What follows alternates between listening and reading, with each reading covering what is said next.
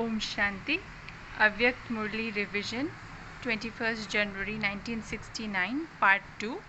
सार: शरीर छूटा परंतु हाथ और साथ नहीं।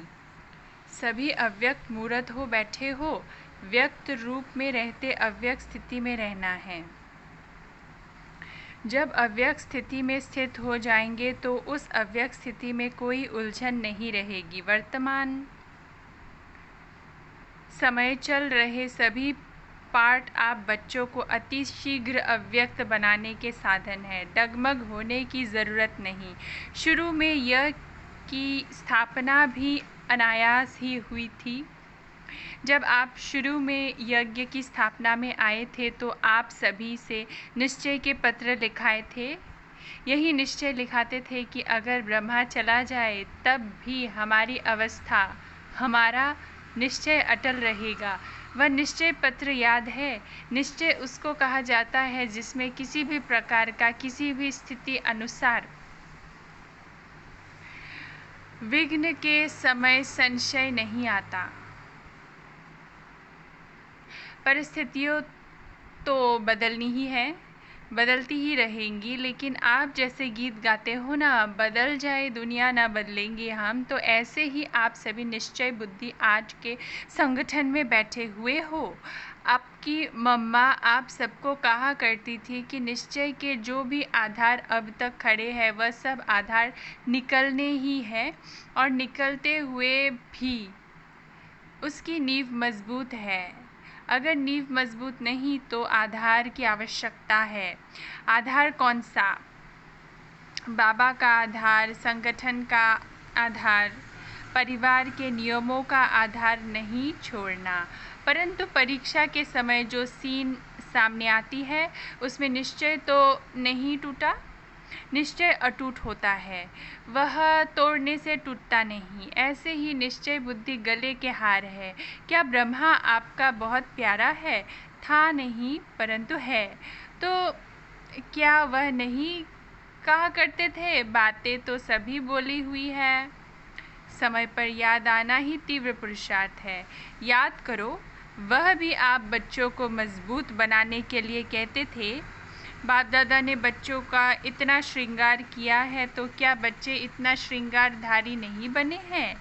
एक दिन ऐसा समय आएगा जो इस बाप दादा के श्रृंगार को याद करेंगे। तो अभी वह समय है। पहले तो वह अपने को निरहंकारी नम्रचित कहते हुए कई बच्चों को यह सुनाते थे कि मैं भी अभी संपूर्ण नहीं बना हूँ, मैं भी अभी निरंतर देही अभिमानी नहीं बना हूँ। लेकिन आपने अपने अनुभव के आधार से 3-4 मास के अंदर ध्यान दिया होगा, सम्मुख मिलने का सौभाग्य प्राप्त हुआ होगा, तो अनुभव किया होगा कि यह ब्रह्मा अब साकारी नहीं लेकिन अव्यक्त आकारी रूपधारी है।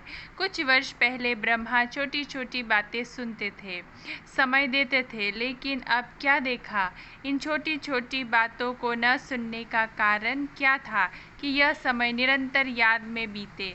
क्या आप बच्चों ने उनके तन द्वारा कभी नोट नहीं किया कि उनके मस्तक में सितारा चमकता हुआ नजर आता था? अव्यक्त स्थिति में जो होंगे उन्होंने अव्यक्त मूर्त को जाना, पहचाना। जो खुद नहीं अव्यक्त अवस्था में रहते थे उन्होंने अमूल्य रतन को पूरी रीति नहीं पहचाना। अभी भी स्थापना का कार्य ब्रह्मा का है, ना कि हमारा। अभी भी आप बच्चों की पालना ब्रह्मा द्वारा ही होगी। स्थापना के अंत तक ब्रह्मा का ही पाठ है। अभी आप सभी बच्चे सोचते होंगे कि ब्रह्मा द्वारा पढ़ाई कैसे होगी। यूँ तो वास्तव में अवस्था के प्रमाण कैसे, क्यों के क्वेश्चन उठना नहीं चाहिए, लेकिन कई बच्चों के अंदर प्रश्न तो क्या, लेकिन काफ़ी हलचल का सागर शुरू हो गया है। ये पहला पेपर बहुत थोड़ों ने पास किया। कुछ तो धैर्य रखो। जब अविनाशी ज्ञान है, अविनाशी पढ़ाई है, तो फिर ये प्रश्नों की हलचल क्यों? फिर भी उसी हलचल को शांत करने के लिए समझा रहे हैं। क्लास जैसे चलती है वैसे ही चलेगी। क्या सुनाएंगे? जो ब्रह्मा का तन मुकर्रर है तो मुरली उसी के तन द्वारा जो चली है, वही मुरली है। और संदेशियों द्वारा थोड़े समय के लिए जो सर्विस करते हैं उनको मुरली नहीं कहा जाता है। उस मुरली में जादू नहीं है, बाप दादा की मुरली में ही जादू है। इसलिए जो भी मुरलियाँ चल चुकी है वह सभी रिवाइज करनी है। जैसे पहले पोस्ट जाती थी वैसे ही मुख्य सेवा केंद्र पर आवू से जाती रहेगी। क्या आपको 1 वर्ष पहले जो मुरली चली थी वह याद है? कल जो पढ़ी होगी वह भी याद नहीं होगी। कई पॉइंट्स ऐसी है जो कई बार पढ़ने से भी बुद्धि में नहीं ठहरती। इसलिए मुरली और पत्र का जैसे कनेक्शन होता है वैसे ही होगा। जैसे आप मधुबन में रिफ़्रेश होने आते हो वैसे ही आएंगे। क्या करे, किससे मिलने आवे? अब फिर ये प्रश्न उठता है, किससे रिफ़्रेश होंगे? जो लकी सितारे हैं अर्थात जो निमित्त मुख्य है उनके साथ पूरा संबंध जोड़कर जो भी आपके सेवा केंद्र की रिज़ल्ट है, समस्याएं हैं, जो भी सेवा केंद्रों की उन्नति है, जो भी नए नए फूल उस फुलवाड़ी से खिलते हैं उनको भी संगठन का साक्षात्कार कराने मधुबन में ले आना है। साथ साथ ऐसे संगठन के बीच बाप दादा निमित्त बनी हुई संदेशी द्वारा पूरी सेवा करेंगे। अभी कोई और प्रश्न रहा? आप सोचते होंगे कि लोग पूछेंगे कि आपका ब्रह्मा बाबा 100 वर्ष से पहले ही चला गया। ये तो बहुत सहज प्रश्न है, कोई मुश्किल नहीं। 100 के नज़दीक ही तो आयु थी। ये जो 100 वर्ष कहे हुए हैं ये गलत नहीं है। अगर कुछ रहा हुआ है तो आकार द्वारा पूरा करेंगे। 100 वर्ष ब्रह्मा की स्थापना का पाठ है, वह तो 100 वर्ष पूरा होना ही है। लेकिन बीच में ब्रह्मा के बाद ब्राह्मणों का जो पाठ है वह अब चलना है। ब्रह्मा ने ब्राह्मण किस लिए रचे? क्या ब्रह्मा अपनी रचना को देखेंगे नहीं? क्या आपको अब काम पर जिम्मेवारी का ताज नहीं देंगे तो सतयुग में देवता कैसे बनेंगे? यहाँ की जिम्मेवारी ही वहाँ की नींव डालती है। इसलिए जो भी आप बच्चों से प्रश्न करते हैं उन्हें यही उत्तर दो कि ब्रह्मा की स्थापना तो चलनी ही है। अभी बच्चों की पढ़ाई का समय बिल्कुल ही नज़दीक है। यह तो हर एक मुरली में मम्मा के बाद इशारा दिया है। क्या पेपर में तिथि तारीख बताया जाता है? जो पहले से ही बताया जाए उसको क्या पेपर कहेंगे? पेपर वह होता है जो अचानक होता है। किसके मन में जो होता है वह अचानक नहीं होता है। रिज़ल्ट में क्या देखा? पूरे पास नहीं हुए, कुछ न कुछ कमी एक एक में देखी, फिर भी बहुत अच्छा, क्योंकि समय पुरुषार्थ का है। उस प्रमाण रिज़ल्ट अच्छी ही कहेंगे। बाकी तो बाप दादा दोनों ही एक बात पर खुश थे। वह कौन सी? बच्चों ने संगठन और स्नेह दोनों का सबूत दिया। ब्रह्मा वतन से देख रहे थे कि कैसे कैसे कोई आता है, कब कब आता है, किस रुहाब से आता है, किस स्थिति से मिलते हैं। ये भी रिज़ल्ट बाप दादा दोनों ही इकट्ठे देखते रहे तो हर एक खुद को देखे और खुद में जो कमी है उसको भरे। बाकी आज से सभी के लिए कौन निमित्त है वह तो आप जानते ही हैं। दीदी तो है, साथ में कुमार का मददगार है। जैसे और सभी लिखा पढ़ी चलती थी वैसे ही हेड क्वार्टर से चलती रहेगी। ये दोनों आप सभी के देख रेख करती रहेंगी। अगर आवश्यकता हुई तो आप सभी के सेवा केंद्रों पर चक्कर लगाती रहेंगी। लेकिन अब का पेपर क्या है? ये तो अचानक पेपर निकला, परंतु जो आने वाला पेपर है वो बताते हैं। अब एक मत अंतर्मुख और अव्यक्त स्थिति में स्थित होकर संबंध में आओ। यही बाप दादा जो पेपर बता रहे हैं उसके रिजल्ट देखेंगे। पिछाड़ी के समय ब्रह्मातन द्वारा जो शिक्षा दी है वह तो सभी ने सुनी ही होगी और याद भी होगी।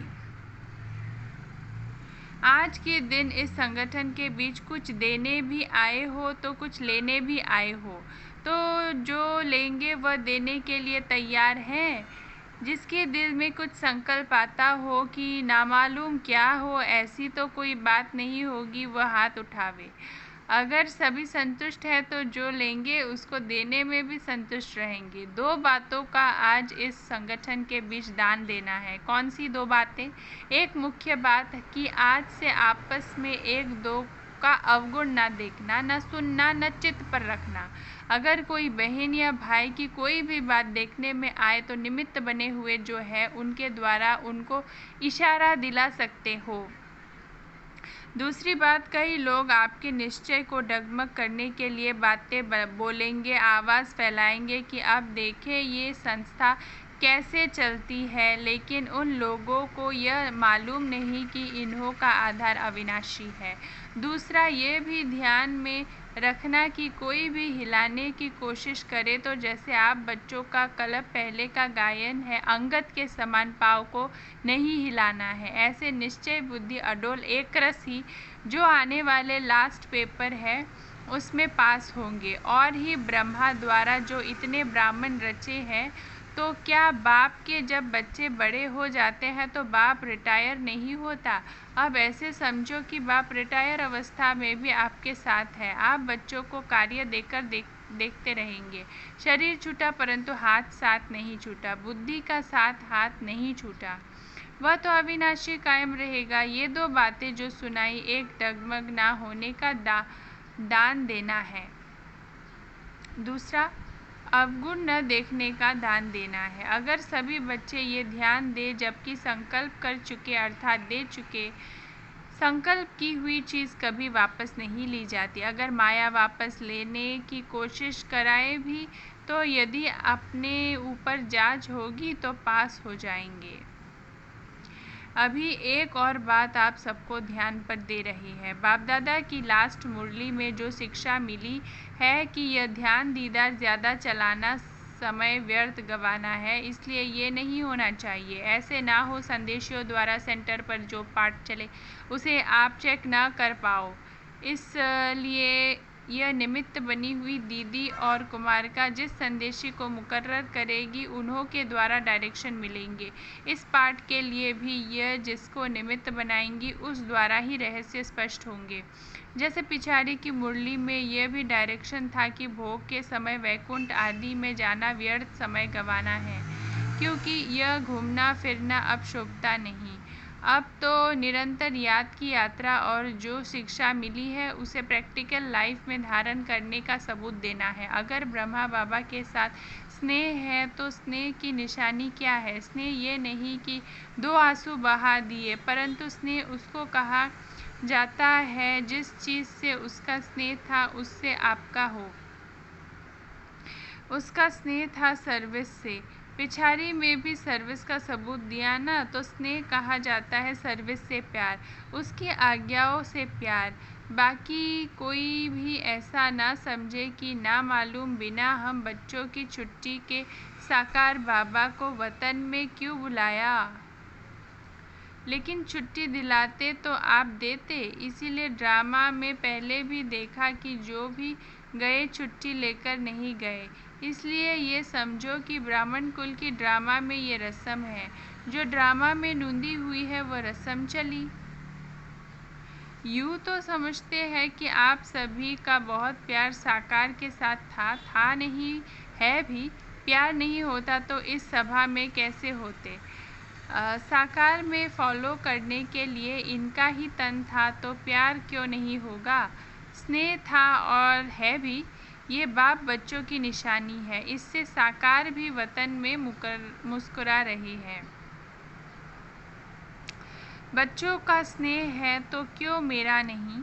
लेकिन वह जानते हैं कि ड्रामा में जो भी पाठ होता है वह कल्याणकारी है, वह विचलित नहीं होते। वह तो संपूर्ण अचल अडोल स्थिर था और है भी, लेकिन आप बच्चों से 1000 गुना स्नेह उनमें जास्ती है।